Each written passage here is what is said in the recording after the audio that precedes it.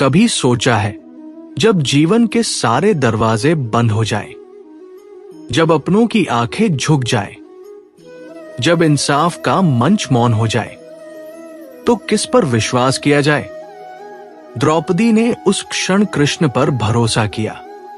द्रौपदी रानी थी, तेजस्विनी थी, धर्म पत्नी थी, पर उस सभा में उसे एक वस्तु की तरह खींचा गया। राजा मौन थे, धर्म भी मौन था, और उसके अपने भी सिर झुकाए बैठे थे। कोई भी उसकी मदद को नहीं आया। उसने सबसे पहले अपने पतियों की ओर देखा, पर वो तो स्वयं हारे हुए थे। फिर उसने बड़ों की ओर देखा, पर वहां भी चुप्पी ही मिली।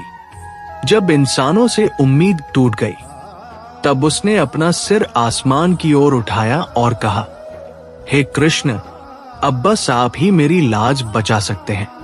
यही होता है पूर्ण विश्वास। जहां कोई विकल्प नहीं बचता, वहीं से आस्था का असली जन्म होता है। द्रौपदी ने कृष्ण को उस समय पुकारा जब बाकी सबने मुंह मोड़ लिया था, और कृष्ण ने उसे निराश नहीं किया। जब दुशासन ने उसका चीर खींचा, तब कृष्ण अंतहीन वस्त्र बन गए। द्रौपदी की लाज बच गई, क्योंकि उसका विश्वास डगमगाया नहीं। कृष्ण ने उस दिन सिर्फ कपड़ा नहीं बढ़ाया, उन्होंने उस श्रद्धा को उत्तर दिया जो पूरे हृदय से बिना शर्त के उन पर रखी गई थी। ये कहानी हमें सिखाती है कि जब हम पूर्ण समर्पण और सच्चे हृदय से कृष्ण को पुकारते हैं, तो वो कभी देरी नहीं करते। द्रौपदी का विश्वास कोई चमत्कार नहीं था, वो अनुभव था, वो रिश्ता था जो उसने कृष्ण के साथ आत्मा से जोड़ा था। कृष्ण कोई बाहरी शक्ति नहीं, वो तो उस विश्वास का नाम है जो सबसे कठिन क्षणों में भी नहीं टूटता।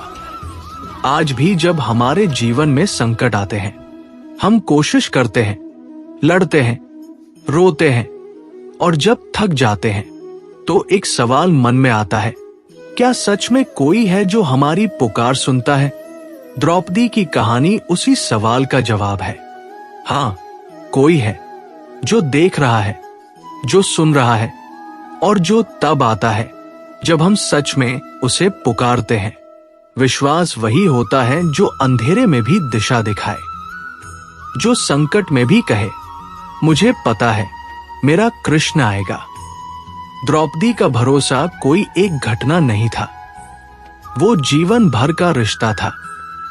वो जानती थी, जब दुनिया मुंह फेर लेगी, तब कृष्ण उसकी ओर देखेंगे। क्या हमारे जीवन में भी ऐसा भरोसा है?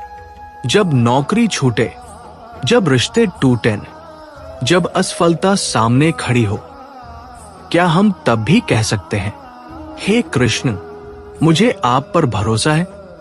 अगर हाँ, तो यकीन मानिए, कृष्ण भी कहेंगे, मैं हूं, हमेशा था और हमेशा रहूंगा। अगर इस कथा ने आपके मन को छुआ हो, तो इस यात्रा में हमारे साथ जुड़े रहिए। कृष्ण के ज्ञान से मन को दिशा दीजिए। यही है मन का मार्गदर्शन।